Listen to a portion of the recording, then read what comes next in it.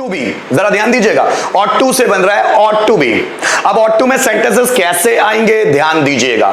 जब बात होगी ड्यूटी की, जब बात होगी रिस्पॉन्सिबिलिटी की, जब बात होगी मॉरल एजुकेशन की, जब बात होगी मॉरल ऑब्लिगेशन की, जब बात होगी मैनरिज्म की, जब बात होगी रिलीजन कंसर्निंग टॉक की, जब बात होगी पॉजिटिव टॉक्स की, तब हम लोग ought to be का इस्तेमाल करते हैं। जब कर्तव्य दिखाना हो, रिस्पॉन्सिबिलिटी दिखाना हो, नैतिक शिक्षा दिखाना हो, नैतिक दायित्व दिखाना हो, शिष्टाचार दिखाना हो, धर्म से संबंधित बातें बोलना हो या उससे रिलेटेड कोई बात बोलनी है तो हम लोग इस्तेमाल करेंगे ought to be का। अब देखिए सेंटेंस कैसे बनेंगे ought to be में, ध्यान दीजिएगा, और वो भी देयर लगा के। There ought to be object then RPS, remaining part of the sentence. Object किसी में या किसी पर होना चाहिए। अब जैसे देखो, सैनिकों में देशभक्ति होनी चाहिए, कैसे बनाएंगे? There ought to be। अब देशभक्ति बोलते हैं हम पैट्रियोटिज्म, क्या बोलते हैं? पैट्रियोटिज्म। अब सैनिकों में देशभक्ति होना चाहिए, so there ought to be patriotism in soldiers।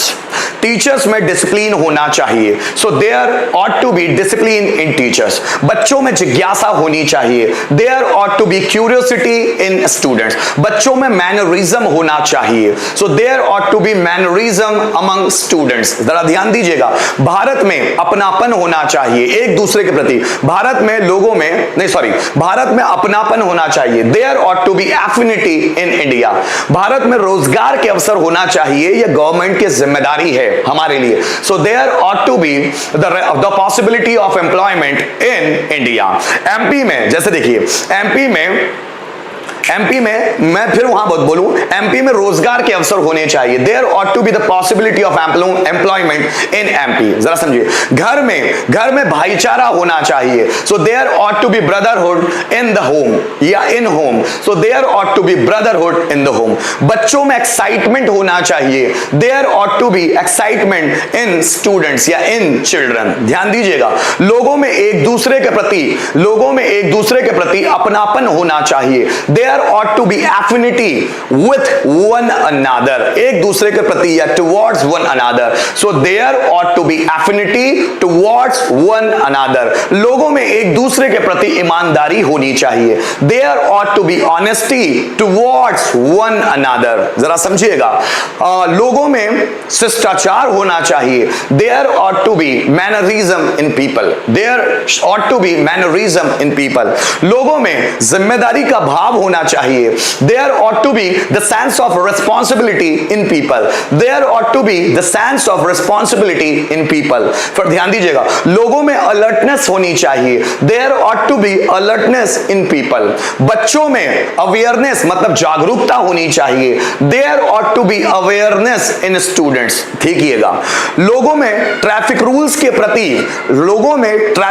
प्रति अवेयरनेस होनी चाहिए, there ought to be awareness of traffic rules in people, so there ought to be awareness of traffic rules in people। बच्चों में जुनून होना चाहिए, there ought to be passion in students।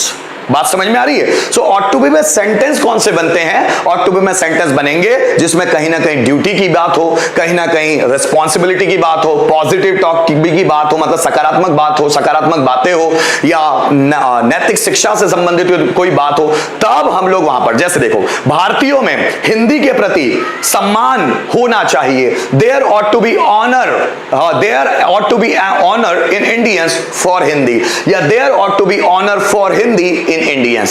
भारतीयों में मैं ऐसा बोलूं, भारतीयों में देश के प्रति समर्पण होना चाहिए, so there ought to be dedication in Indians towards country, so there ought to be dedication in Indians towards country। इस तरह के सेंटेंसेस हम बना सकते हैं और बहुत सारे और अलग अलग वैरायटीज के। जैसे देखो, लोगों में एक दूसरे के प्रति सम्मान होना चाहिए, there ought to be honor towards each other।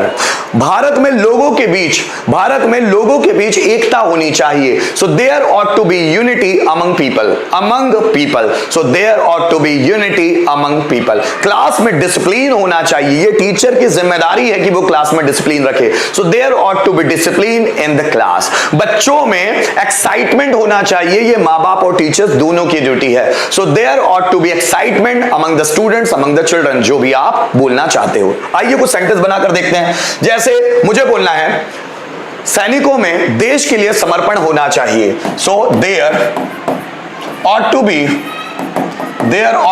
dedication in soldiers, there ought to be dedication in soldiers for country, देश के लिए, ठीक है। तो there ought to be dedication in soldiers for country। Class में डिसिप्लिन होना चाहिए, so there ought to be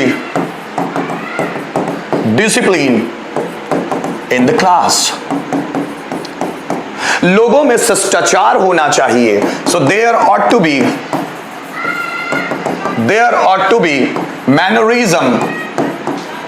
mannerism among people, लोगों के बीच, among people।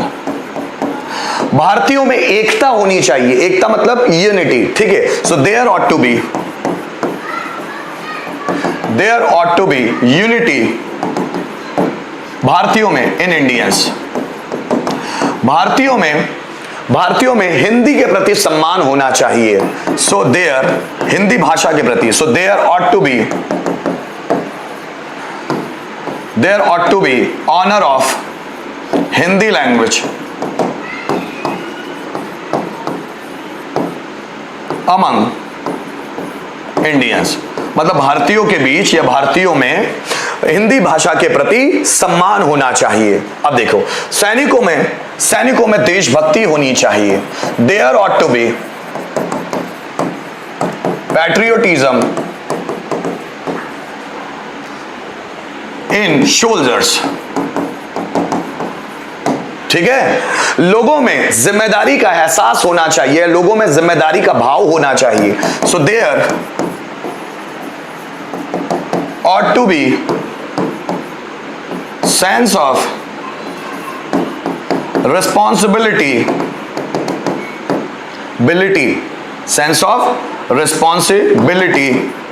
in people।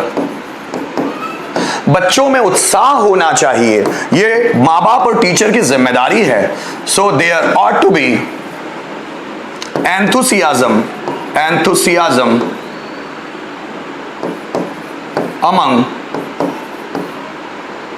among children, ठीक है। जैसे मुझे बोलना है भारतीयों के बीच एकता होनी चाहिए, there ought to be unity भारतीयों के बीच among Indians,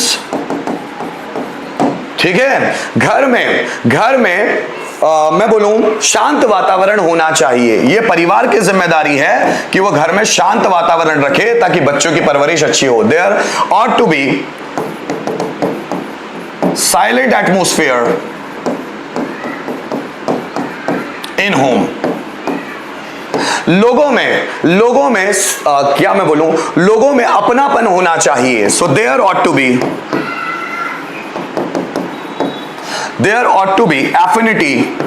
affinity among people।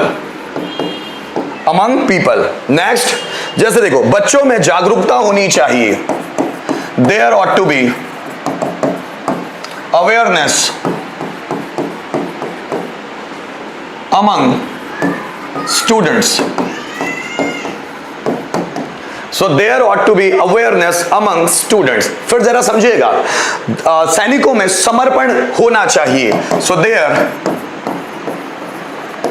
ought to be dedication among soldiers। तो ये था हमारा ought to be। Is it okay? There ought to be। कोई डाउट है तो मुझे कमेंट करके जरूर बताइए।